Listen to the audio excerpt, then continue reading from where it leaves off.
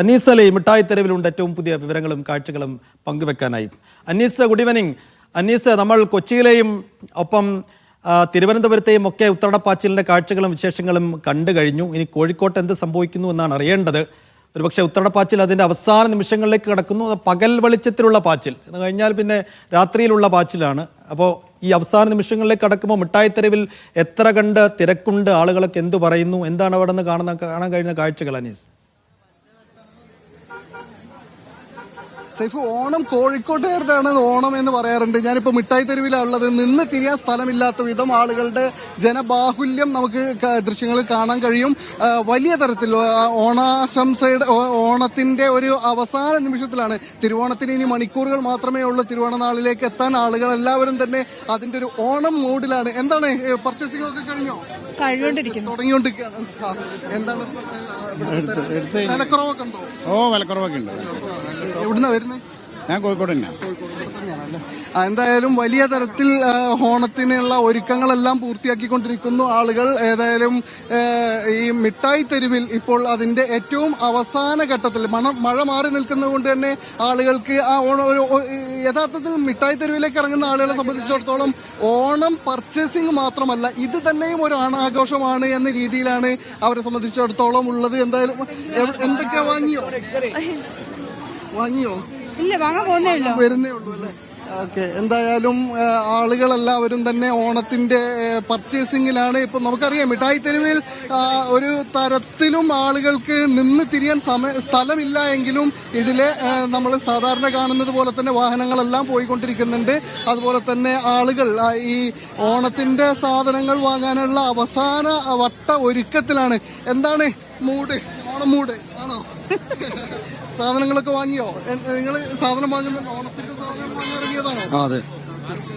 ഏതായാലും ആളുകൾ ഓണത്തിന് എല്ലാ അവസാനവട്ട ഒരുക്കത്തിലാണ്. ഇന്നിപ്പോ ഉത്രാടപ്പാച്ചിലാണ്.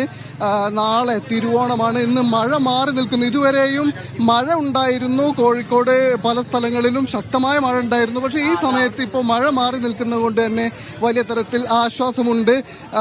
കച്ചവടക്കാരൊക്കെ അവരെ സംബന്ധിച്ചിടത്തോളം നല്ല കച്ചവടം. ഇന്ന് ഏതായാലും ദിവസങ്ങളായി തന്നെ. എന്താണ് ഇപ്പോൾ കച്ചവടം? നിങ്ങൾ കച്ചവടക്കാരനാണോ? ഇവിടുത്തെ ആളാണോ? എങ്ങനെ കച്ചവടം ഉണ്ടോ? കച്ചവടം നല്ല കച്ചവടം. പൊതുവെ കഴിഞ്ഞ ഓണത്തെ അപേക്ഷിച്ചിട്ട് വില കുറവുണ്ട് എന്ന് പറയുന്നുണ്ട് ഈ ചെരുപ്പ് വസ്ത്രങ്ങൾക്കൊക്കെ. അങ്ങനെ ഉണ്ടോ?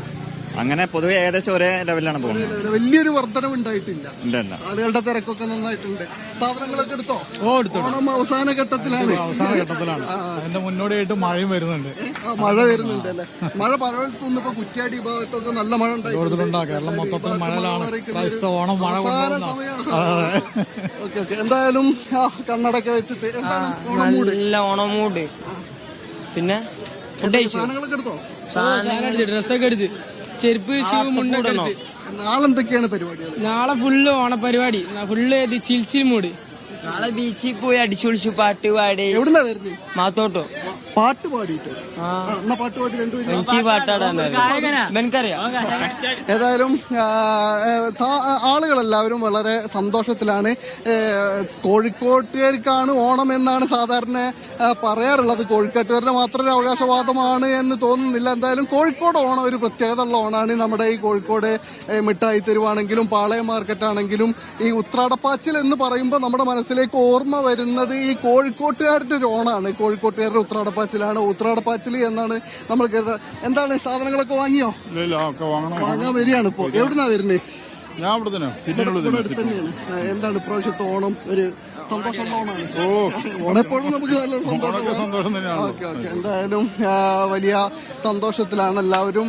അവസാന ഘട്ട ഒരുക്കത്തിലാണ്. നമ്മളെന്താ കച്ചവടത്തിലാണോ? അല്ല. ഓക്കെ.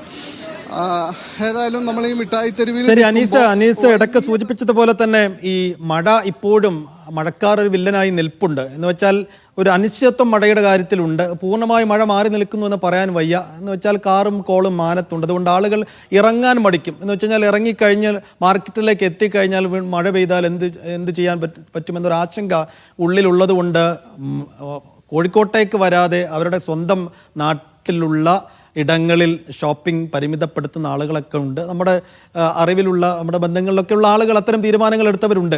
പക്ഷേ അതൊന്നും വകവെക്കാതെ തന്നെ എന്തായാലും ടൗണിലേക്ക് ഇറങ്ങിയേ ഒക്കൂ എന്ന് പറഞ്ഞു ഈ ഉത്തടപ്പാച്ചിൽ ലഹരിയിൽ അമരാൻ തയ്യാറായി നിൽക്കുന്ന ആളുകളെയാണ് നമ്മൾ ഇപ്പോൾ ചാലയിലും പിന്നീട് ബ്രോഡ്വേയിലും ഇപ്പോൾ മിഠായിത്തെരുവിലും ഒക്കെ കാണുന്നത്.